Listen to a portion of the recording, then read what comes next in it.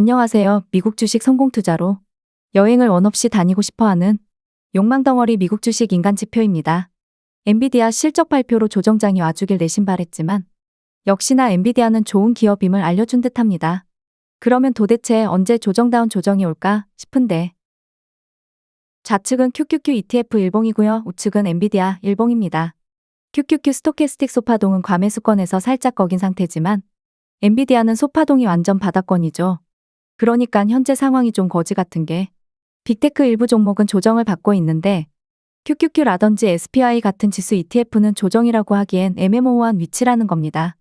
그럼 만약 빅테크 중에 조정을 받고 있는 엔비디아가 만에 하나 반등을 하다가 다시 조금 눌릴 때 QQQ ETF가 조정다운 조정으로 이어진다면 엔비디아도 추가적으로 하락을 더 할 수도 있겠다라는 합리적인 의심이 생기게 됩니다.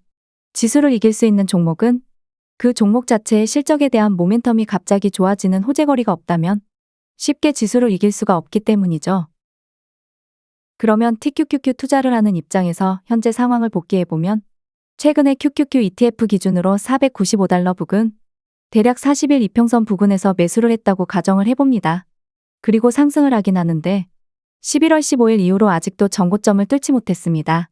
그렇다고 저점을 훼손한 것도 아니고 풀매도하고 다시 눌림 혹은 조정 매수를 기다리자니 매수했던 저점 부근을 훼손도 하지 않고 매도 안 하고 버티자니 10%도 안 되는 수익금에 만족하기도 좀 그렇고 물론 비중에 따라서 수익률 10%가 클지도 모르지만 세배수 투자자 입장에서는 수익률 10%는 뭔가 아쉽긴 하죠.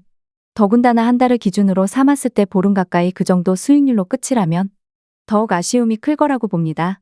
다만 안정성을 최우선으로 한다면 그 수익률에도 감사함을 느끼고 매도할 수도 있는 거고 확장시간 4시간 차트를 넘어와서 보면 수익률 극대화는 결국 일명 하락장 혹은 역배열 역추세일 때 분할 매수하는 게 최고죠. 근데 이러한 패턴이 몇 달에 한 번 나올지 알 수가 없다는 겁니다. 이거 하나 기다린다면 몇 개월 동안 분할 매수 못하고 관망만 하기엔 우리는 하루에 한 번이라도 매수를 하지 않으면 미쳐버릴 것 같은 매매 중독에 빠져있기 때문이죠. 저도 최근에서야 이걸 고쳤다고 할 수 있습니다. 프리장부터 차트를 보고 있자면 지금 빨리 매수하지 않으면 떡상할 것 같고 지금 빨리 매도하지 않으면 떡락할 것 같고 매수와 매도의 원칙과 기준을 정하는 게 정말 중요하다고 봅니다. 일명 원칙을 지키는 게 정말 힘들고 어려운 길입니다. 이제 이걸 일봉으로 보면 더욱 힘들죠. 일봉에서는 역배열 역추세로 가는 기간이 몇 년에 한 번 나올까 말까라는 겁니다. 그렇기 때문에 미국은 어차피 우상향인데 무슨 하락장을 기다리세요 라는 조롱도 달리기도 하죠. 물론 그게 틀린 말은 아니지만 조정이 무조건 안 올 거야 하면서 오늘도 매수 내일도 매수하다간 2022년도 혹은 코로나급을 실제로 맞아보면 세배수 투자가 결코 그리 쉬운 건 아니다라는 결론에 다다릅니다. 결국 하락장에서도 돈을 꾸준하게 버는 게 가장 좋은 거고 그러기 위해서는 원칙을 지키면서 칼손절 혹은 비중 관리를 해야 할 줄 안다고 생각합니다. 물론 한배수 상품 투자를 한다면 그렇게까지 타이트하게 안 해도 될지 모릅니다. 하지만 제 채널 영상은 세배수 상품 혹은 개별주 2배수 상품 기준이기에 한배수 상품 투자자분들이 제 영상을 볼 건 아니기 때문에 이 부분에 대해서는 논외로 하겠습니다. 2022년도 하락장 전 패턴을 보시면 일봉의 소파동이 바닥권일 때 매수를 진행했겠죠. 그렇게 반등이 나오다가 저점을 깰 때 우리는 어떻게 해야 될까? 전체 비중을 풀매도해서 관망을 할 건지 비중을 반만 덜고 관망을 할 건지 아니면 비중을 전혀 덜지 않고 관망을 할 건지 결과론적으로는 비중을 다 덜어내고 관망을 하는 게 가장 좋았겠죠. 어떤 게 정답이라고 할 순 없습니다. 결국 이것도 결과론일 뿐이죠. 다만 최악의 상황을 미리 설정을 하고 비중 조절을 하는 게 장기적으로는 훨씬 더 좋은 성과를 보일 거라고 생각합니다. 코로나 하락장 때를 살펴보겠습니다. 소파동이 과매수권에서 계속 유지 중이죠. 그렇다면 이때는 제 입장에서는 추가적으로 매수는 하지 않고 버텼을 겁니다. 그리고 나서 결국 소파동이 바닥권까지 내려옵니다. 보통 40에서 61이평선에서 지지받지만 이때는 개파락 장대음봉으로 단숨에 61이평선까지 내려오죠. 거기서 반등도 없이 120일 이평선까지 깨면서 엄청난 하락이 발생을 합니다. 그리고 나서 반등을 합니다. 여기서 우리가 교훈을 얻을 건 분할 매수를 했으면 최소한 121이평 이타로 반등 때 물렸어도 탈출은 가능했을 것이다. 그리고 나서 다시 저점을 깰 때 풀매도 했더라면 그 다음 상승 캔들에 열받았겠죠. 근데 결과론적으로 좀 더 지켜보니 손절을 한 게 더 이득이었겠다. 이 부분이 참으로 어려운 듯합니다. 저점을 훼손할 때 바로 풀매도 손절을 할 건지 비중을 남겨두고 비중 조절을 할 건지. 현재 SOXL 상품 투자로 고통을 보는 분들이 많은 것 같습니다. 그리고 특히 수요일에는 저점을 훼손하면서 아랫골이 달고 올렸습니다. 만약에 저점 훼손이 발생해서 스탑로스 걸어서 풀매도 한 분들도 있을 것이고, 비중을 반만 던 분도 있을 것이고, 비중 그대로 두고 홀딩한 분들도 있었겠죠. 확장시간 4시간 차트로 넘어와서 보면 저점에서 반등 후에 화면의 하늘색 선과 파란색 선 60에서 80일 이평선을 깨지 못하고 다시 눌림이 왔는데 눌림치곤 저점을 훼손할 만큼 강하게 내려왔습니다. 물론 제 개인적인 생각이지만 여기서 다시 올라간다 하더라도 크게 올라가지 못하면서 결국 저점을 좀 더 낮추지 않을까라는 생각입니다. SOXL 저점 대비 61 이평선 고점까지 15% 정도 상승을 했고 내릴 때는 누구보다 강하게 내리는 변동성이 강한 종목입니다. 그만큼 내가 이 종목에 투자를 한다면 정신 바짝 차리고 있어야 합니다. 더군다나 일봉상에서도 역배열이고 확장시간 4시간 상에서도 당연히 역배열 역추세입니다. 언제든 저점을 깰 수 있는 아주 어려운 상태라는 거죠. 그러면 SOX의 상품을 현재는 일봉과 확장시간 4시간 차트론 바닥이 어딘지를 예측하는 게 쉽지 않기 때문에 SOXX ETF 주봉을 보면 좀 더 타점 잡기가 용이해집니다. 현재 주봉상은 61이평에서 버티고 있고 소파동이 바닥권입니다.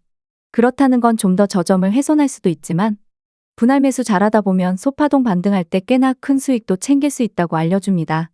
다만 그 바닥권이 현재 61이평일지 혹은 바로 그 아래에 위치한 81이평일지는 알 수 없기 때문에 천천히 분할 매수를 진행하면 된다는 소리입니다. 다만 그게 찐바닥일지 혹은 좀 더 아래에 있는 121이평선까지 떨어질지는 주봉이기 때문에 단기적으로 알긴 어렵다 정도로 이해하시면 되겠습니다. 저는 121이평선을 만나러 가지 않을까 생각합니다.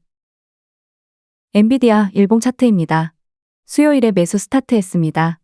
133달러 깰 때 첫 매수 지정가했고 나머지 비중은 종가 매수로 걸어두었는데 이걸 거의 다 말아올려서 약간은 아쉬운 첫 매수가 되었습니다. 여기서 저점을 더 훼손할지는 저도 모릅니다. 소파동이 바닥권에서 위로 돌릴 때까지 최대한 평단가를 낮추는 전략을 짜는 것이고 거기서 반등 후 다시 저점을 훼손할지는 내가 미리 예측하지 말고 대응을 하면 됩니다. 다음은 테슬라입니다. 여기도 소파동이 바닥권으로 내려오고 있습니다. 20일 이평선까지 내려와주면 매수를 받아보는 게 좋아 보입니다. 상승 후 21 이평선을 아직 첫 터치도 하지 않았기에 금요일에 21 이평선 오면 매수해보는 거고 그게 아니라 다시 또 상승하면 어쩔 수 없죠. 11월 14일인가 15일가쯤에 롱비중 30% 정도 최종적으로 들어갔습니다. 그리고 만약 전고점 뚫을 때 전 매도하지 못했지만 저길 기었고 기다려서 풀매도 했더라면 30% 가까운 수익률이었겠죠.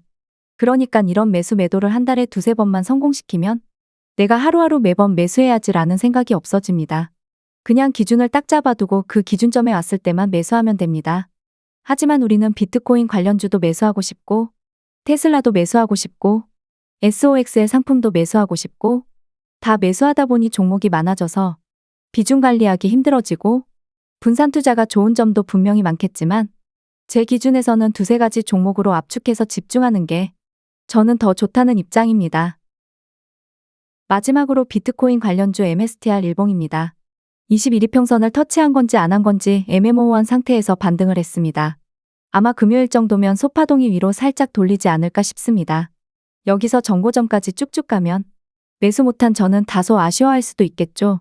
근데 반대로 여기서 저점을 훼손하고 아래로 떨어진다면 저는 300달러 이탈할 때 기회가 왔구나 하면서 분할 매수를 시작하겠죠. 분산 투자를 너무 많이 하면 이 모든 종목을 다 관찰하는 게 쉽지 않습니다. 그래서 저는 이에서 4개 종목만 차트를 켜놓고 추적하고 관찰하고 내가 좋아하는 매수 자리까지 오는지만 지켜볼 뿐입니다. 그리고 그 자리가 왔을 때는 분할 매수를 들어가는 거고 그게 무조건 다 성공으로 수익률을 챙길 순 없겠지만 내가 이 기준을 잡고 매수를 했더니 실패 확률보다 성공 확률이 더 높더라라면 그걸 믿고 밀고 나가야죠. 그래야 나중에라도 비중을 세게 넣을 수 있습니다.